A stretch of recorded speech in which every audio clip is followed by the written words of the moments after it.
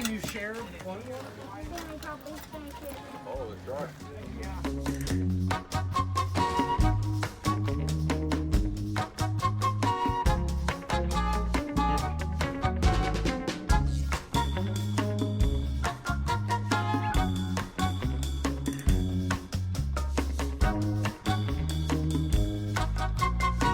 Farm, and we have my father Rod driving today, so I just got him at the nursing home, so he can't be out too late. He's got to get back for his medication. So anyway, Johnsons have been farming cranberries here for over 60 years.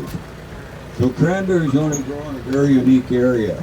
We are now one, maybe the only farm. There's one maybe up near Ottawa that are growing cranberries in Ontario. There are farms in New Brunswick and Nova Scotia, and Quebec has a big one, and some around Richmond, BC, and Vancouver area. Cranberries only grow in a very unique environment. It's got to be a high acidic peat soil. So they do grow in the wild here, but obviously we are farming them. So the farm was started over 60 years ago with Orville and June Johnson. And now their son Murray and his wife Wendy own the farm. They were our bosses. A lot of us are only here during the Cranberry Festival. So there is a farm crew that's here year round, and I'll explain a little bit as we go around what we do in winter time. So we're just about 3/4 through our harvest. You'll see some of it processing out here, and find out where they are. Yes, this blue piece of equipment that we go by here on your left, that machine is called the Getzinger Retracto Toothpicker. And that's a machine that we harvest most of our fresh berries with. So that's a very, very important piece of equipment. So I'll talk a little bit more about that. They may be out harvesting in a little while. So we finished harvesting there about a week ago. So all the berries are gone that we can get off, and it'll stay like that until winter. And then I'll explain a little bit later what we do at winter time. Those of you from the Toronto area, if you were down in the Distillery District, you may recognize the Ballabog monster up here.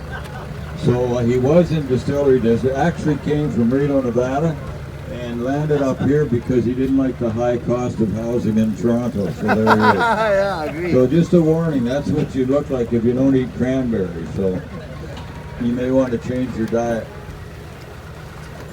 So going around here, the cranberry, when it's in the spring, when it's blooming, it has a very pretty white pink flower on it.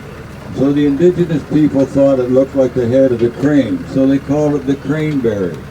And then when they were texting to the early settlers, it got called cranberry, but originally the word was craneberry. We're just starting to flood in here, and I'll explain a little bit more about that as we go around. But in the spring, we need to bring in honeybees. We need bees to pollinate the flowers. So the first year we brought the bees in, we just left them out around the bog, come into work one morning, and all the beehives had broken into. So guess what? The bears found them, and bears like honey. So then we got smart and put the beehives behind that electric to find.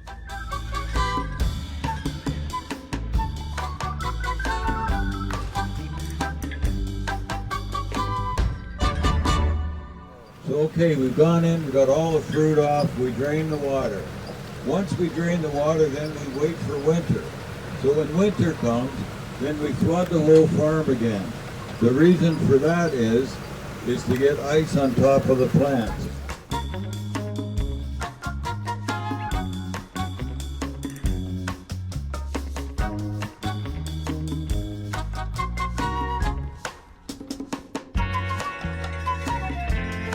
Come through with the beater and beat the remaining berries off.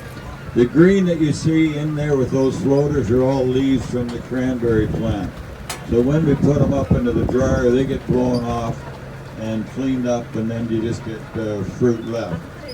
We put the berries into those boats, and then those boats are picked up, put onto the dump truck, and taken up into the plant for milling.